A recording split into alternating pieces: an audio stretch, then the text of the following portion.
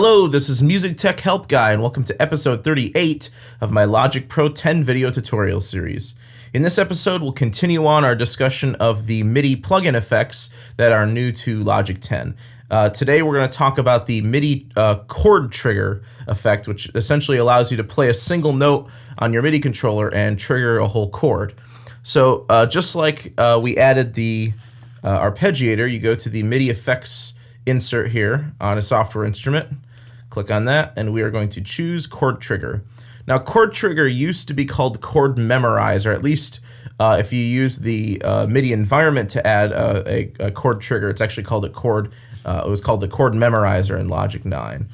But now we have this nice new interface to work with. It makes creating chord triggers a lot easier than we could in Logic 9. So this plugin's relatively simple.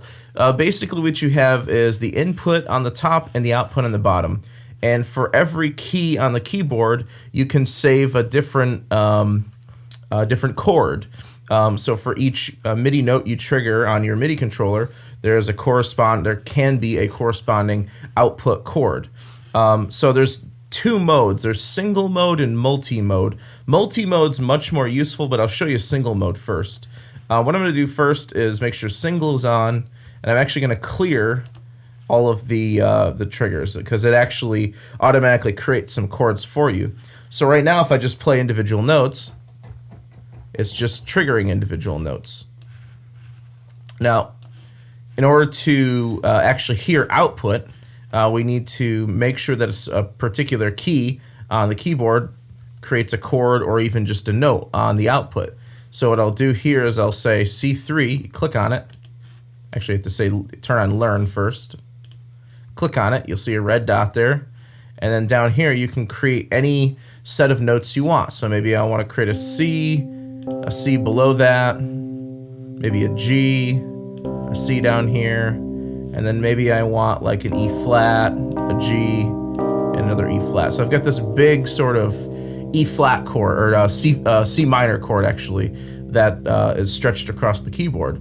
So if I turn Learn off now, every time I play C3, I'm going to get that C minor chord. Now the thing is, with single mode, it actually transposes that chord that we just made across the entire keyboard.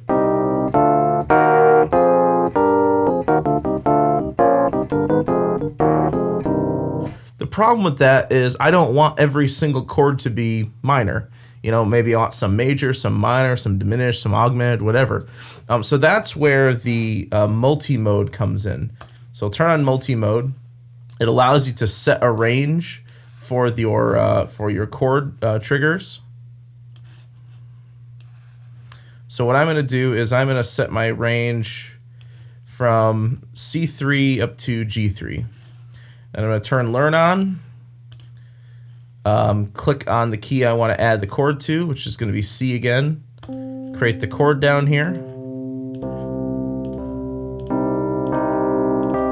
Similar chord to what we had before. And I can click on the next note up, D. I can create another chord.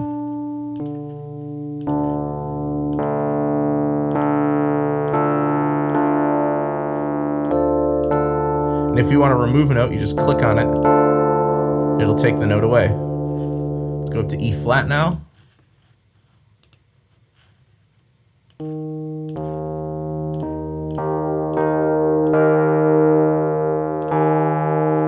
And maybe not that one. There we go. And then I'll do one on G here.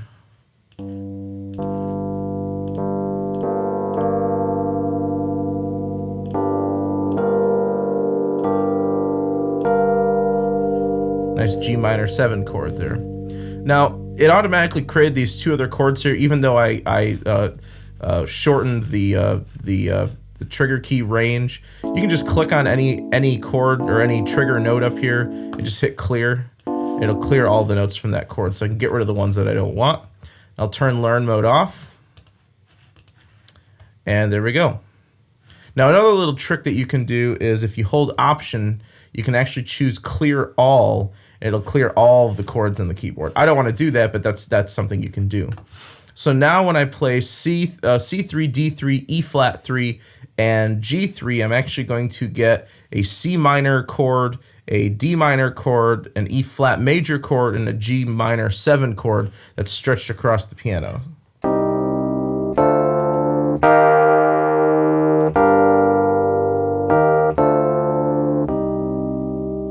And the other thing to keep in mind is that the other keys that are outside of the trigger range, you can still play them normally.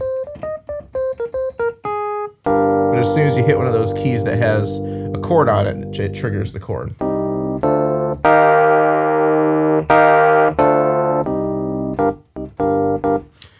And by the way, I'm just using the pretty stock electric piano patch here. You can do this with any instrument. And now that I've got my chords the way I want them, you can save this setting as a preset. I'll just call this C, D, E flat, G electric piano. Doesn't save the instrument, just saves the chord configuration. Close that out, and let's try to set this to music.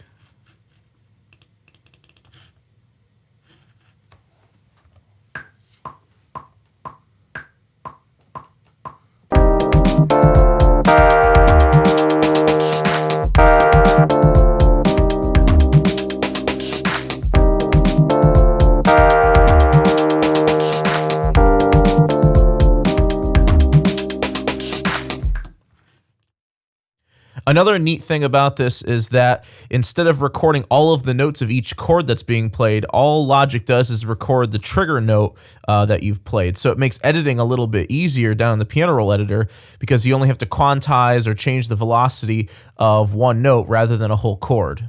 So now that I've edited these notes, let's give this a listen.